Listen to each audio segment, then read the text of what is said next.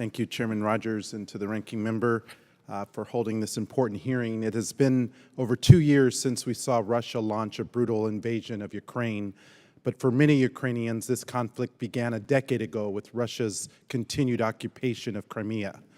It has also been 6 months since President Biden released a national security supplemental that would reinvigorate the United States defense industrial base while also providing much-needed support for our closest allies and partners.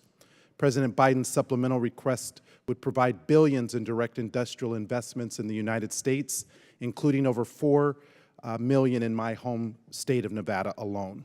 However, instead of putting this critical bill to a vote, the House majority has stalled and, even worse, repeated Russian propaganda on the House floor.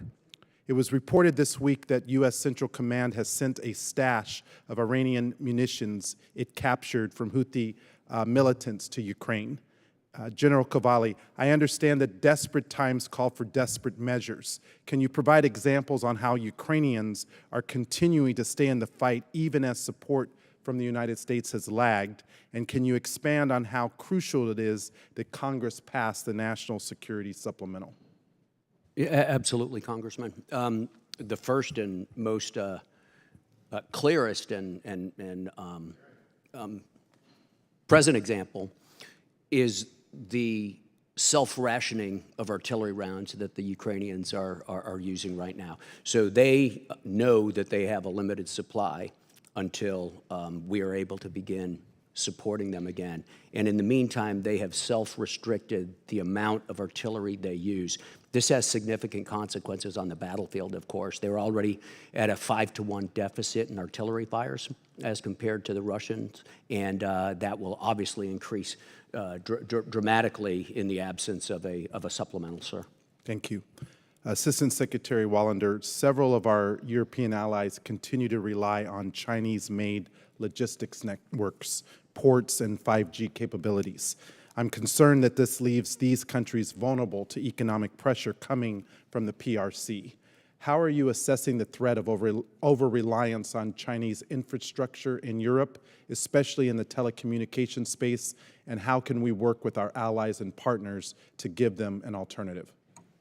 Thank you, Congressman. Yes, absolutely. Reliance on Chinese-provided technology or capabilities and logistics, as you note, creates a vulnerability among NATO allies, European countries. It undermines their resilience. It creates challenges for them to be able to advance strong policies. Countries like Lithuania, who have taken a very principled stand on China, have fortunately already divested themselves of those dependencies. And we use that as an example when we talk to European countries to show how reducing or even eliminating those kinds of dependencies actually is a security step. Often it's framed as an economic benefit, and what we work with them is to understand the security risk that they undertake when they follow that path.